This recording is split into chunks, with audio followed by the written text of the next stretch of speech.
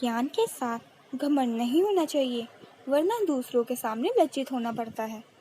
महाकवि कालिदास के जीवन के ऐसे कई प्रसंग हैं जिनमें सुखी जीवन के स्रोत बताए गए हैं। वे बहुत ज्ञानी थे, लेकिन एक समय उन्हें इस बात पर घमंड हो गया।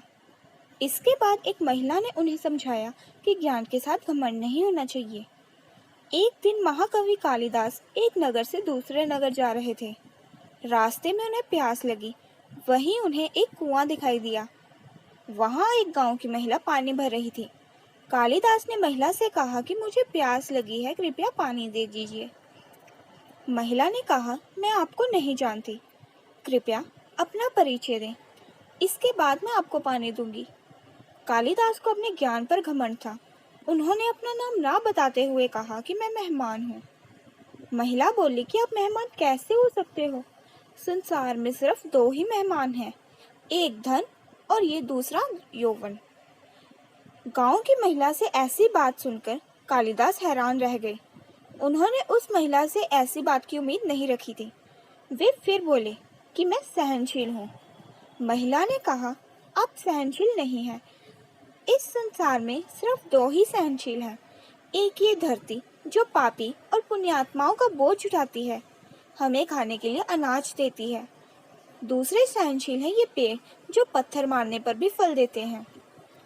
कालिदास ने कहा कि मैं हठी हूँ। महिला बोली, आप फिर झूठ बोल रहे हैं। हठी दो ही हैं, एक हमारे नाखून, दूसरे बाल। इन्हें बार बार काटने पर भी फिर बढ़ जाते हैं। महिला से ऐसी ज्ञान वाली बातें सुनकर कालिदास हार मान गए और बोले कि मैं मूर्ख हूँ। इस पर महिला ने कहा कि आप मूर्ख भी नहीं हैं।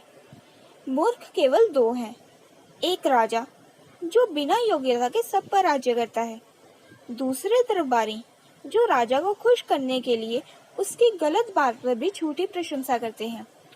अब कालिदास महिला के चरणों में गिर पड़े और पानी की याचना करने लगे। तभी महिला ने कहा, उठो वत्स।